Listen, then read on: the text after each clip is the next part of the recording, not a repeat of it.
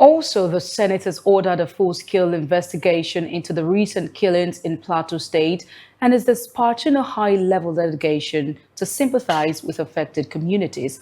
The upper chamber also directed the Inspector General of Police to launch a comprehensive probe into the attack in Agwan, Rukuba, just north, where at least 28 people were killed. The lawmakers further resolved to send a delegation led by the Senate President, Godswill Akpabio, to commiserate with victims and assess the situation on ground. Our correspondent, Folashade Abdusalami, reports. The decisions followed a motion of urgent public importance raised by Senators Dickett Plank and Dachong Nwadkon, who warned of escalating violence in parts of Plateau State, particularly just north and Kanam local government areas. During the debate, lawmakers lamented the resurgence of attacks in a state once known for peace and tourism, describing the crisis as complex with ethnic, economic and religious undertones. While many were enjoying their Sunday evenings and many others returning from evening services, scores were killed and many injured. Senate further note that this recent attack appears to be a well-coordinated and well-orchestrated targeting defenseless citizens in a densely populated area bubbling with social, economic, and religious activities on a Sunday evening when citizens are going about their businesses, oblivious of the dangers around them. Other senators in their contributions to the motion called for urgent and practical steps, including a national security summit to address Nigerians' growing insecurity. Recently in my senatorial district, during fasting, carelessly they went in Nandime local government, they killed about 18 people. And most of these people are ISWAP and they are operating in Africa. And these people are trained professionals to kill and maim people throughout Africa. It's not only in Nigeria. So government is doing enough to ensure that peace and security, no government, no responsible government will allow people to be killed.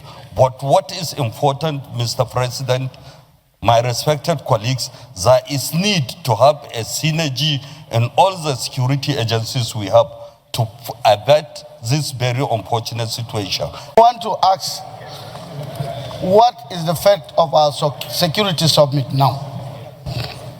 Because the same thing is happening everywhere.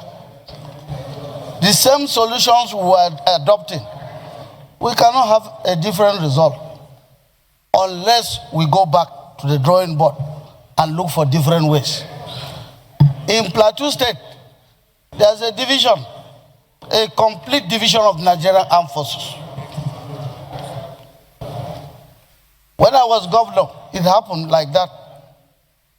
Just within 50 yards, several people were killed. Nothing happened. Today, it was during the Lent, I won't say the Lent, on Palm Sunday, where people were killed. But before then, there were viral reports of people saying on so day, there will be killings. And on so day, there were killings. What will the security be doing now when events like this happen? The frequency at which these people arrive is worrisome. And what are we going to do about it? We are admonishing that a sincere and heavy approach to this type of wickedness should. Thank you. The Senate, however, reaffirmed that protecting lives and property remains the government's primary responsibility, urging security agencies to adopt proactive strategies such as establishing permanent bases in volatile areas, strengthening intelligence gathering, and increasing recruitment into the police and armed forces.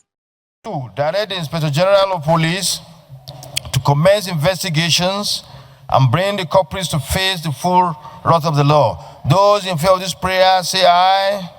Those against say nay. The ayes have it.